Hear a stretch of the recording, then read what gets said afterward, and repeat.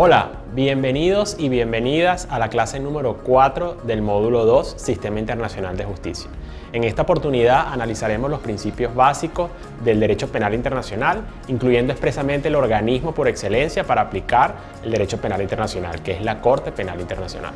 La justicia penal internacional se refiere al juzgamiento de crímenes internacionales mediante un proceso judicial que tiene como propósito determinar la responsabilidad penal a sujetos que han cometido violaciones graves a los derechos humanos, considerados estos crímenes internacionales. Esta responsabilidad recae en la jurisdicción penal internacional, constituida en la Corte Penal Internacional, ubicada en La Haya, Holanda. Sus antecedentes provienen del Tribunal Penal Militar de Nuremberg de 1945, encargado de juzgar a altos funcionarios nazis posterior a los crímenes cometidos en la Segunda Guerra Mundial, y también de tribunales ad hoc para la ex Yugoslavia y Ruanda del año 1993 y 1994 respectivamente, conformados por el Consejo de Seguridad de las Naciones Unidas para juzgar los crímenes cometidos en esos territorios.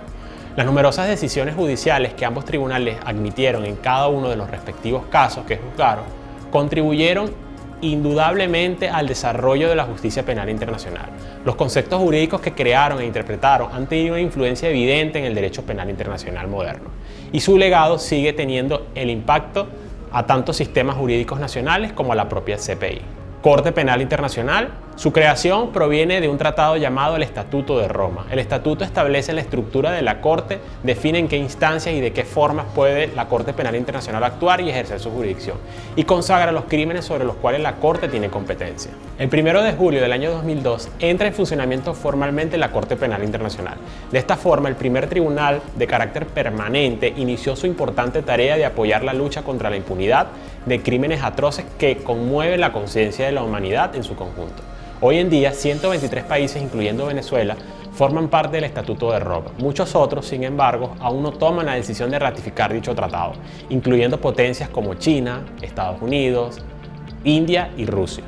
Por su naturaleza, el alcance, la CPI es una institución única. A diferencia del Tribunal de Nuremberg y los tribunales ad hoc, la CPI es el primer tribunal permanente con el poder de juzgar crímenes internacionales que ocurran en cualquier parte que se adhiera al Estatuto de Roma, o sobre el cual tenga competencia según las normas del tratado. Diferencias con el Sistema Universal de Protección de Derechos Humanos y el Sistema Regional, analizados en la clase 2 y 3. La CPI no juzga sobre la responsabilidad que puede tener un Estado por violaciones de los derechos humanos, como lo haría, por ejemplo, el Sistema Interamericano de Derechos Humanos pertenecientes a la OEA.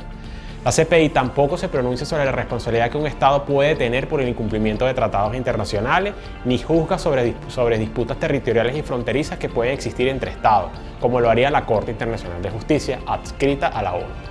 3. No pueden entrar a conocer todo tipo de violaciones de derechos humanos, solo aquellas que a juicio del Estatuto de Roma se consideran crímenes internacionales. En consecuencia, el trabajo de la CPI está limitado a consideraciones de carácter exclusivamente penal sobre presunta responsabilidad de individuos, no estados, por la comisión de crímenes sumamente específicos que están en su tratado fundacional.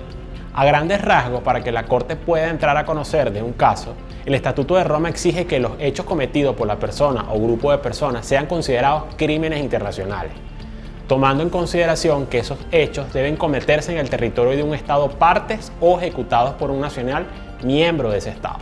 También el Estatuto de Roma establece que solo conocerá de los casos posteriores a la fecha de vigencia, que es el 1 de julio del año 2002. Finalmente, cumplidas esas condiciones, la Corte deberá verificar que la situación ha cumplido los criterios de admisibilidad. Conforme al Estatuto de Roma, la admisibilidad se entiende como la complementariedad y la gravedad del asunto. La complementariedad se refiere a que la CPI solo podrá intervenir cuando el Estado que tenga jurisdicción sobre los crímenes presuntamente cometidos no quiera o no pueda investigar y juzgar. La gravedad del asunto se identifica dependiendo de las características de cada caso. La Corte, en ejercicio interno, puede determinar cuál le parece tener mayor gravedad y requiere en consecuencia su atención. Estos van vinculados principalmente al daño físico o psicológico causados a las víctimas y sus familiares, prestando particular atención a crímenes como el asesinato, la violación, otros crímenes sexuales o de género, crímenes que afectan o se han cometido en contra de niños y niñas. Finalmente, una vez validado el caso bajo las condiciones expuestas, la CPI debe establecer que la situación objeto de su mandato priva el interés de la justicia. Aunque un concepto bastante abstracto, el Estatuto de Roma establece que cuando se trate de crímenes de competencia de la CPI, el interés de la justicia se debe presumir. Excepción al principio de territorialidad y personalidad. El artículo 13 del Estatuto de Roma establece la posibilidad de que la CPI, previa remisión al Consejo de Seguridad de la ONU, pueda conocer de casos cometidos en territorios o nacionales de un Estado que no sea parte del Estatuto, tal y como lo harían en relación con crímenes cometidos en el territorio o por nacionales de un Estado parte. El artículo 5 del Estatuto de Roma consagra la competencia de la Corte. Esta se limitará a los crímenes más graves de trascendencia para la comunidad internacional en su conjunto y enumera entonces el crimen de genocidio, el crimen de lesa humanidad, los crímenes de guerra y el crimen de agresión. Esto significa que la CPI únicamente podrá investigar y juzgar la presunta comisión de dichos crímenes, es decir, puede entrar a conocer conductas sumamente específicas. Genocidio está definido como la comisión de determinados delitos con la intención de destruir total o parcialmente a un determinado grupo nacional, étnico, racial o religioso. Dichos delitos son la matanza de miembros de grupo, la lesión de gravedad e integridad física o mental de los miembros del grupo, el sometimiento intencional de grupos a condiciones de existencia que hayan que acarrear la destrucción física total o parcial, la imposición de medidas destinadas a impedir el nacimiento en el seno del grupo, el traslado por la fuerza de niños del grupo o otro grupo. Crímenes de lesa humanidad. Suponen la comisión de los delitos enumerados a continuación como parte de un contexto determinado con características concretas que describiremos seguidamente. Los delitos son el asesinato, el exterminio, la esclavitud, la deportación o traslado forzoso de la población, el encarcelamiento y otras privaciones graves de la libertad física, la tortura, la esclavitud sexual, la prostitución forzada, el embarazo forzoso, la esterilización forzada o cualquier otra forma de violencia sexual de gravedad comparable, la persecución de grupos políticos, raciales, nacionales, étnicos, culturales, religiosos, de género o por razones universalmente reconocidas como inaceptables conforme al derecho internacional, la desaparición forzada de personas, el crimen de apartheid y la comisión de otros actos inhumanos. Conforme al artículo 7 del Estatuto de Roma, estas conductas deben darse bajo un contexto muy específico. Un ataque generalizado, sistemático, dirigido contra la población civil de conformidad con la política de un Estado o de una organización de cometer ese ataque, para promover esa política y conocimiento de dicho ataque. Es decir, la sola comisión de la acción de asesinato o de la desaparición forzada de personas, sin haberse cumplido el elemento contextual del tipo, no puede ser considerado un crimen de lesa humanidad. El contexto o elemento contextual supone que el autor cuenta con medios de los que no dispone el autor de un delito común y que por lo general facilitan su impunidad. Crimen de guerra consiste en la violación de graves normas que regulan el derecho o la guerra sin conflictos armados, sean estos de carácter interno o de carácter internacional. Es decir, estos crímenes se componen esencialmente de conductas que violan las normas durante la guerra. Y finalmente, el crimen de agresión. El crimen de agresión castiga a individuos que tienen el poder de controlar o dirigir la acción política o militar de un Estado y planifican y preparan o inician o realizan actos de agresión contra el otro Estado, en violación a la Carta de las Naciones Unidas. A su vez, conforme al Estatuto, un acto de agresión puede consistir en la invasión o ataque o bombardeo por parte de las Fuerzas Armadas de un Estado sobre el territorio de otro Estado, o la ocupación militar que resulte de tal invasión o tal ataque, así como el blanqueo de puertos a costa e incluso el envío de bandas armadas o grupos irregulares o mercenarios que lleven a cabo actos de Fuerzas Armadas, por parte o en nombre de un Estado. Hasta la fecha no se ha iniciado ante la CPI ningún caso por crimen de agresión. La CPI solo puede ejercer su competencia de tres maneras: mediante la remisión de una situación por parte de un Estado del Estatuto de Roma; 2. mediante la remisión de una situación por parte del Consejo de Seguridad de las Naciones Unidas; y 3. por iniciativa propia de la Fiscalía. En el caso de Venezuela, el conocimiento se hizo bajo dos maneras. Primero, por iniciativa propia. El examen preliminar de Venezuela inició en el 2018 por iniciativa propia de la Fiscalía. Y 2, por remisión de los Estados partes. En fecha 27 de septiembre del año 2018, Argentina, Canadá, Colombia, Chile, Paraguay y Perú remitió a la CPI la situación de Venezuela por considerar que se habían cometido crímenes previstos en el Estatuto de Roma, por lo menos a partir del año 2014.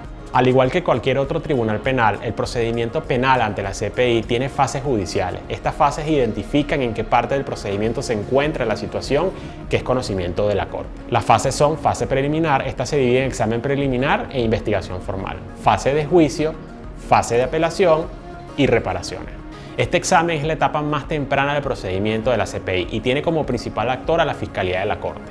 La Fiscalía ha realizado su examen preliminar sobre la base de la información que recibe de las Naciones Unidas y otras organizaciones internacionales, también de las organizaciones de la sociedad civil, representantes de víctimas, reportajes periodísticos e incluso información que el propio Estado en cuestión pueda brindarle. La Fiscalía es la responsable de determinar si existen fundamentos suficientes para proceder con una investigación formal de acuerdo con el criterio establecido por el Estatuto de Roma. Aunque la situación de Venezuela no ha pasado a una investigación formal, el examen preliminar ha vencido cada una de sus etapas. Recientemente, el 11 de agosto del año 2021, posterior a la desclasificación del escrito de la ex fiscal Fatou Bensouda, se pudo conocer las conclusiones finales de la fiscal que hasta el 15 de junio de este año llevaba la responsabilidad de determinar la apertura de una investigación formal contra responsables de crímenes internacionales en Venezuela. Bensouda ratifica que hay bases razonables para creer que se cometieron crímenes de lesa humanidad bajo el mandato de Nicolás Maduro y que el sistema de justicia venezolano no actúa para sancionar a los perpetradores. Es decir, la ex fiscal concluyó que la actuación del Estado venezolano no satisface el Estatuto de Roma y la CPI. Puede llevar a cabo una investigación formal. A partir del 16 de junio, la CPI tiene nuevo fiscal. Su nombre es Karim Khan. Él tiene el enorme compromiso de sortear la responsabilidad dejada por su antecesora, producto de una investigación que demoró poco más de 3 años y que ya posee conclusiones finales. Pero la decisión está en él y para que inicie una investigación formal debe pronunciarse expresamente sus intenciones, validando el esfuerzo depositado por la antigua gestión. Expertos en la materia tienen confianza que este esfuerzo tendrá frutos en diciembre de este año, mes en la que tradicionalmente la oficina de la Fiscalía publica los informes de avances de los exámenes preliminares. Todo apunta que bajo los antecedentes analizados se abra una investigación formal. La Fiscalía puede proceder con la preparación de casos específicos en contra de individuos concretos. En esta etapa puede realizar investigaciones más detalladas sobre los hechos relevantes e incluso, si las condiciones lo permiten, pueden visitar al país de que trate con equipos de investigadores. Sobre las evidencias que se recopilen, la Fiscalía puede solicitar a la Sala de Cuestiones Preliminares que emita una orden de comparecencia o una orden de arresto contra alguno de los individuos bajo de investigación. Hemos finalizado la clase 4 respecto al sistema penal internacional y la Corte Penal Internacional. A continuación, analizaremos en la próxima sesión la jurisdicción universal penal.